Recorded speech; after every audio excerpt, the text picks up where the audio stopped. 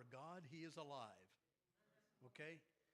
I have heard it described as the Church of Christ national anthem. Okay?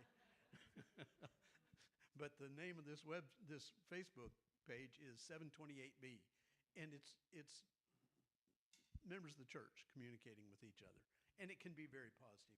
It can sometimes get negative, and that's really sad. But for the most part, it's pretty positive.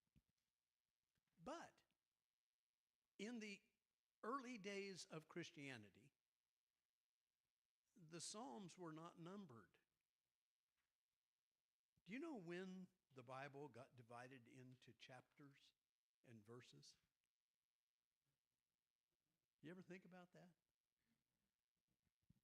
It wasn't until the year 1205, and there was a guy by the name of Stephen Langton, and I think he was like an archbishop somewhere or something like that. But he divided the Bible into chapters and verses.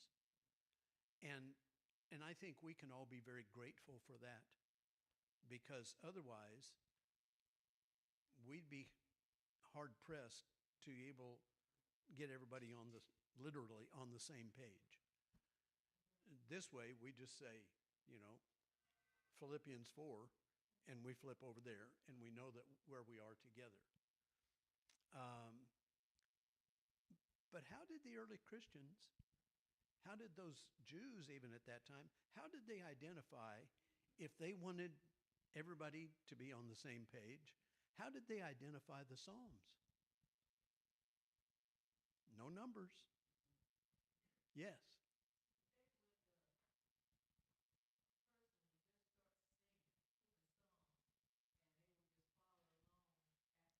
How would they know which one it was? They memorized them.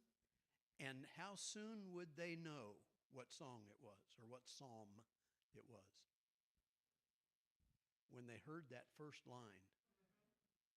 Okay? Actually, a remnant of that exists in our society today. Our Catholic friends, if they want to refer to what most of the time is called the Lord's Prayer in Matthew 6, what do they call it? They call it the Our Father. And they immediately know what they're talking about, okay? Well, if someone in the early church or someone in Judaism wanted to refer back to a psalm, they would quote the first line. Folks, I got to tell you, this is a new one for me. I had not come to this realization until the last several weeks about how they would identify that. And it answers a great big question. Because why in the world would Jesus say, my God, why have you forsaken me? I've heard all sorts of explanations. I've given all sorts of explanations. But when Jesus was on the cross, he said, my God, why have you forsaken me? What was he doing at that point? He was dying. He was suffering. But why did he quote that?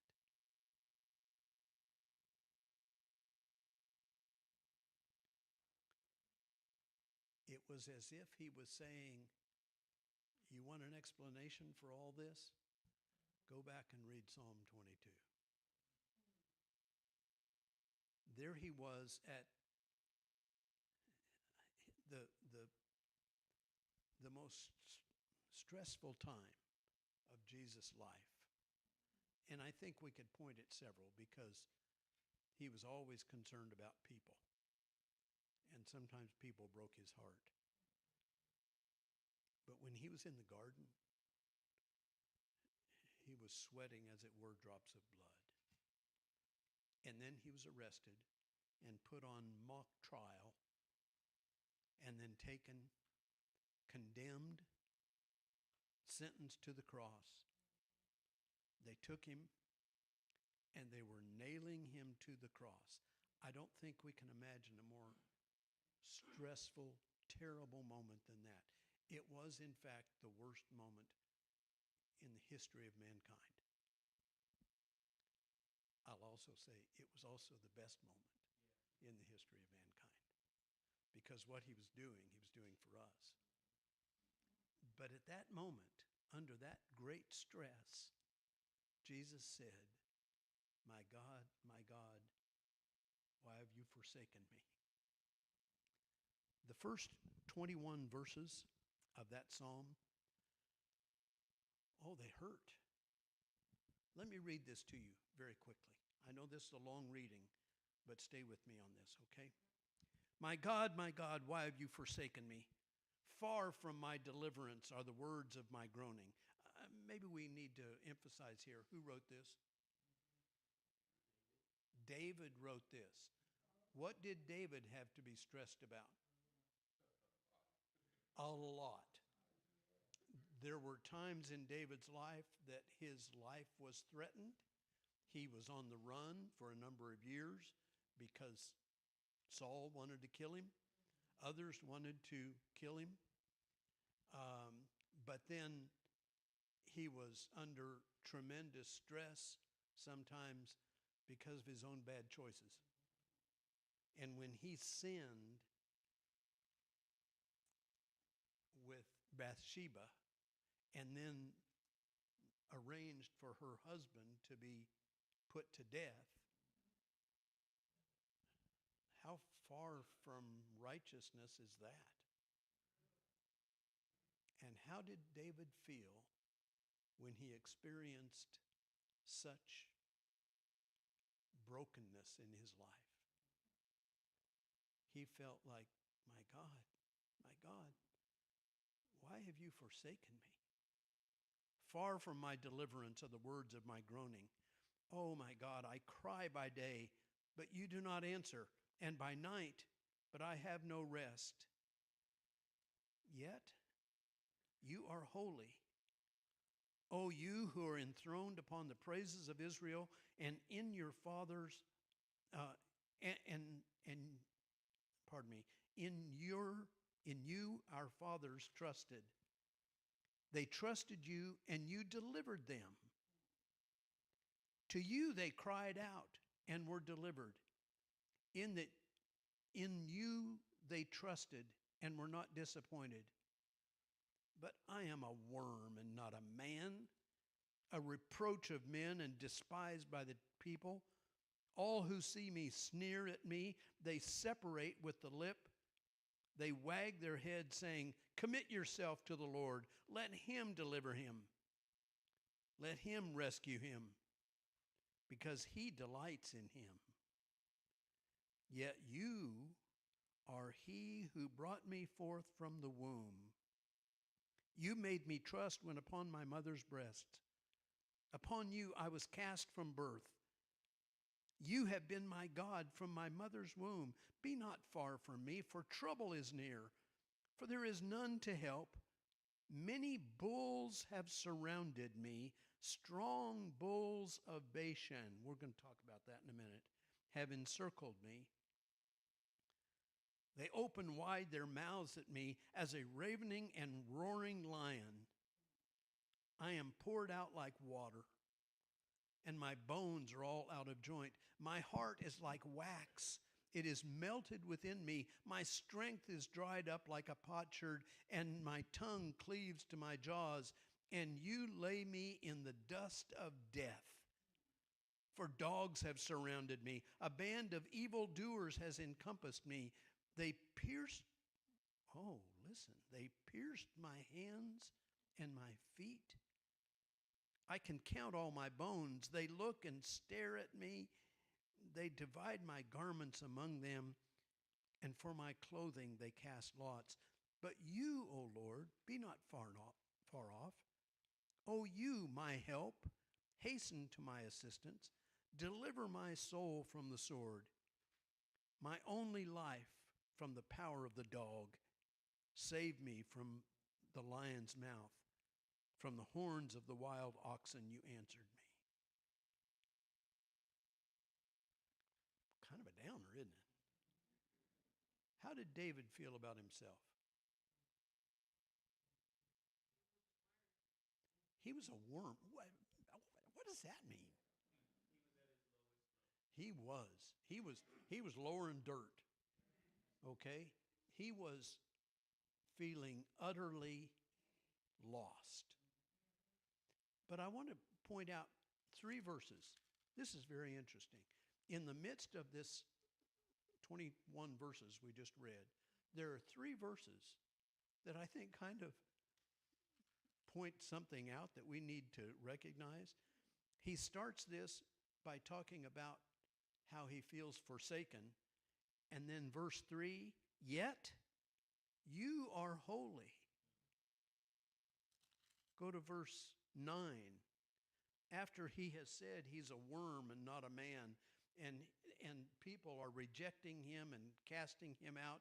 Verse 9, yet you are he who brought me forth from the womb. And then it goes on down all these other troublesome things, and it gets down to verse 19. But you, O Lord, be not far off. O you, my help, hasten to my assistance. Okay, here we have Jesus on the cross. He's reminded them of this psalm, and he's saying, go back and read that. You want an explanation for all this that's going on right now? Go back and read that psalm. Because it starts off with utter desolation, that brokenness. And yet, all the way through this, in the midst of that brokenness, there is the recognition that God is still there. Jesus was saying to all those who were witnessing this, all right, I'm going to die on this cross. But go back and read that psalm, because God's got this. When it says, many bulls have surrounded me, strong bulls of Bashan have encircled me. Have you ever looked at that? Have any idea what that means? It's kind of stuck in there, and it's one of those things that unless we go kind of do some research on it, we're kind of lost.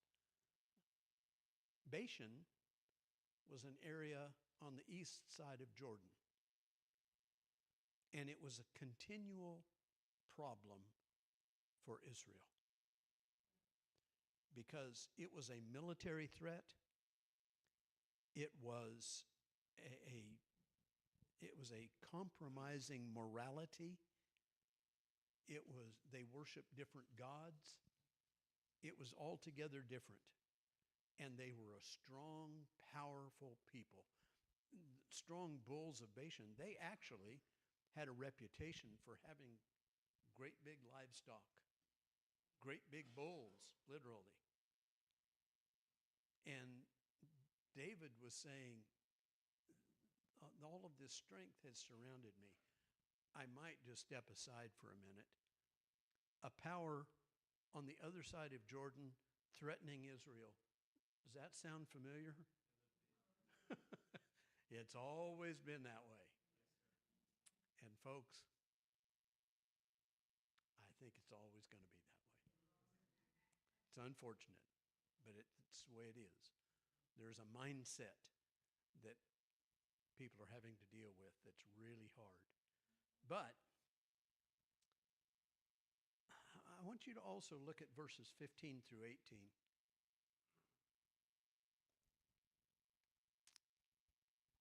Particularly, let's start at 16. For dogs have surrounded me, a band of evildoers has encompassed me. They pierced my hands and my feet. I can count all my bones. They look and they stare at me. They divide my garments among them, and for my clothing they cast lots. What's that? It's exactly what happened to Jesus. It is one of those passages that we know as a messianic prophecy. It is a passage in the Old Testament that is looking ahead to Jesus. And when Jesus is on the cross, he says, go back and read this, and you're going to see what's happening to me right now.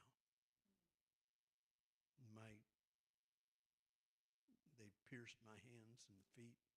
They've divided my garments among them. It is a very specific reference to Jesus. And yet, verse 3, verse 9, verse 19, and yet, God is there. If we want to have peace, we've got to lean back on his rod and staff on the book. And we've got to find an instruction that takes us from where we are broken to where we are at peace with God. And I am convinced Psalm 22 is exactly for that reason. The people that were standing around Jesus, they had to be confused. We know that there were some women there watching. We also know that others of his disciples were there watching. And it had to feel to them like the rug had been ripped out from under their feet. They were lost. Here was the guy they called Lord, and he's being crucified by the Romans right now because the Jewish leaders insisted on it. And yet, Jesus says, God's got this. So, what? Go to verse 22. I will tell of your name to my brethren. In the midst of the assembly, I will praise you. You who fear the Lord, praise him. All you descendants of Jacob, glorify him and stand in awe of him. All you descendants of Israel, for he has not despised nor abhorred the affliction of the afflicted, nor has he hidden his face from him. But when he cried, that is the guy who's afflicted, when he cried to him for help, he heard. He, God, heard. From you comes my praise in the great assembly. I shall pay my vows before those who fear him. The afflicted will eat and be satisfied, and those who seek him will praise the Lord. Let your heart live forever. All the ends of the earth will remember him to the Lord, and all the families of the nations will worship before you. For the kingdom is the Lord's, and he rules over the nations. All the prosperous of the earth will eat and worship.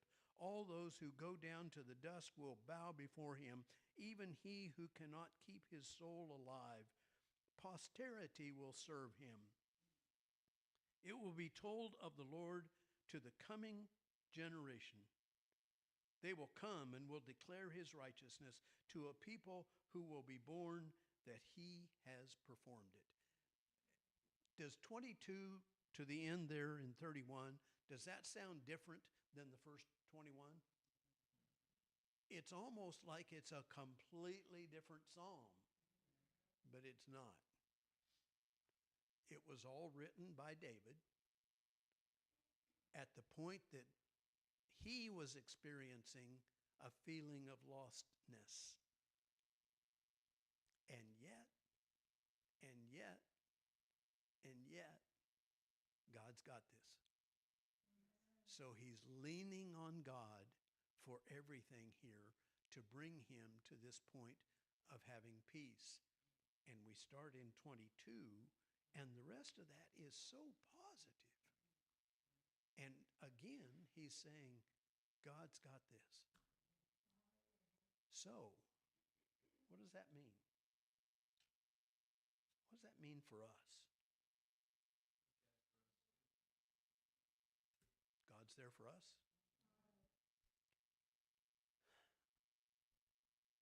Do we experience the lostness that David was experiencing? Yeah, if we're realistic about it, we do. Sometimes we just want to ignore it. But if we really think about what's going on in our life, we do feel lost. And sometimes it's not very hidden.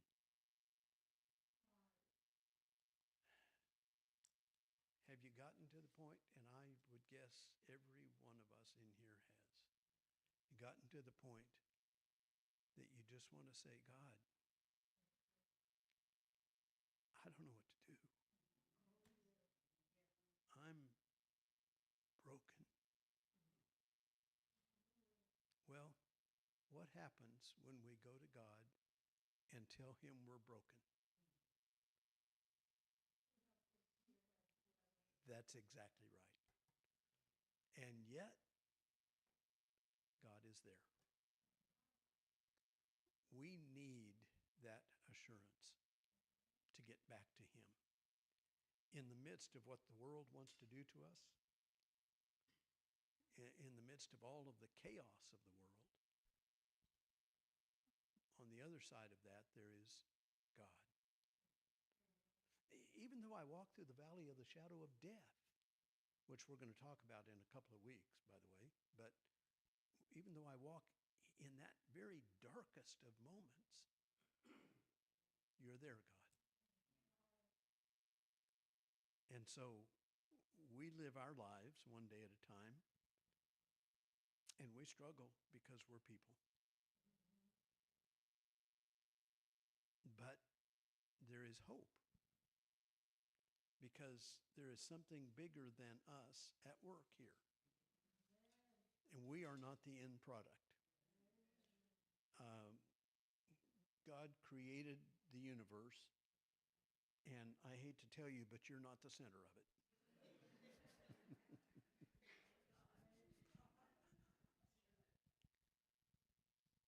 um,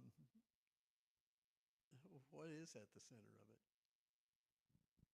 God is at the center of it.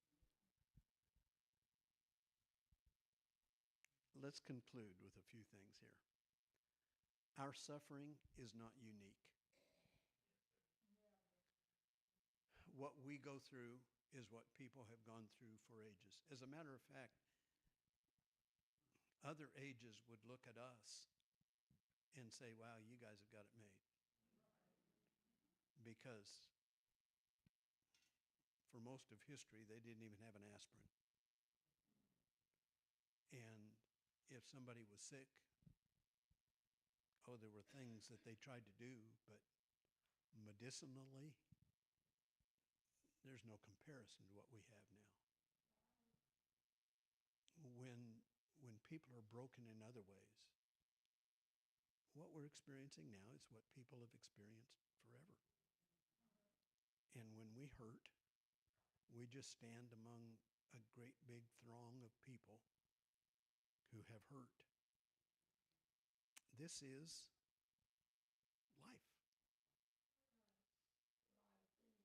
At what point did he ever tell us, follow me and life is easy? As a matter of fact, the greater emphasis, I think, is follow me and you're going to have to pick up your cross. Pick up your cross. Just like Jesus, quoting David, pick up your cross.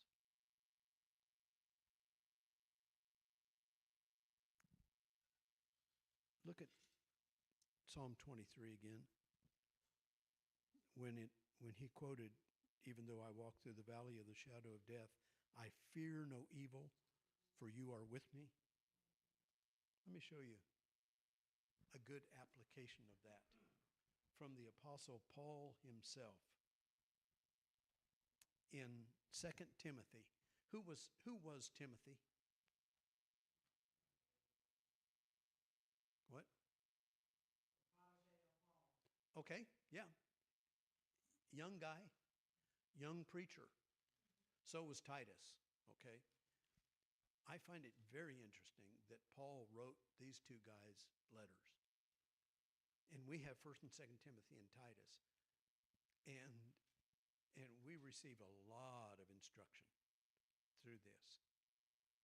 But in 2 Timothy chapter 3, verse 10, he's writing to Timothy, and by the way, consequently to us as well.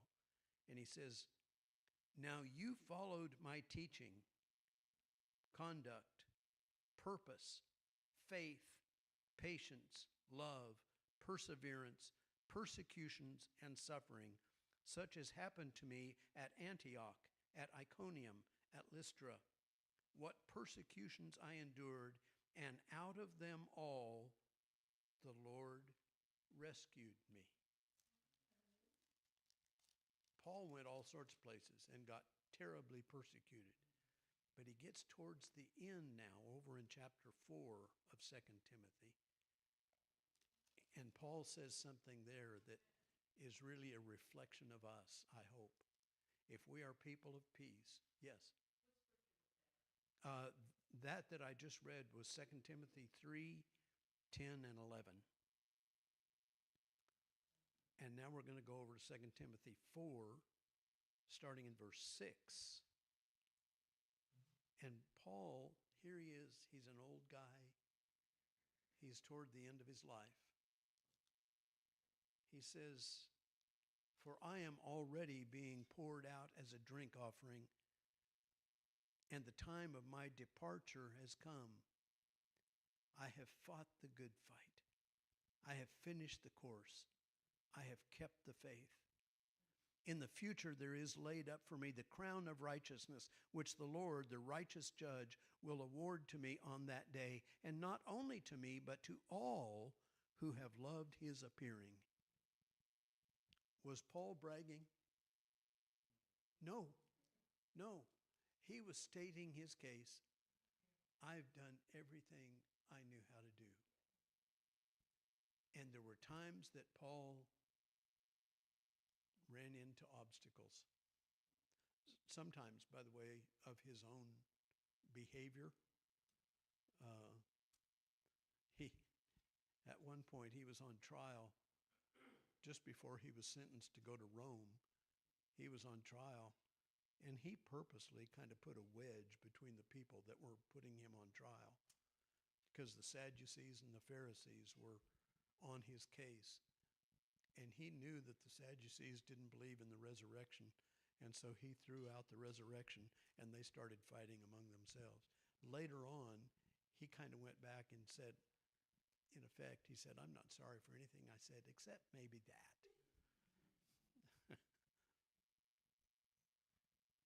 But he had done whatever he could. And he knew that there was a reward laid up for him. Was Paul confident about his own salvation? Yes. Can we be? Yes, we can. Now, do we have to be watchful? Yes, we do. And I don't know that we really reach a state like Paul is stating here until we get very late in life and the game's almost over. But what a blessing that is. We get to that point and we say, I've done what I could. And now there is laid up for me a crown of righteousness, which he'll give to me, and not only to me, but to all, this is interesting, to love that love his appearing. When we think about Christ coming back, and he's going to come back, is that a good thought? Oh, please. If that thought scares you, then there's something in your life needs to be fixed. But if that thought delights you, then we can rejoice with Paul. Psalm 22 takes us from the brokenness to the completion. It is our instruction for how we can have peace within ourselves. We have to have peace there first. And then we start getting confronted with other things that come along. And then for the next few weeks, we're going to deal with some of those specifics. We're going to deal with illness and death and some of the other things that come along that want to rob us of peace. And yet, Maybe that should be a bumper sticker for all of us. And yet, God's got this. Anybody want to add anything to this?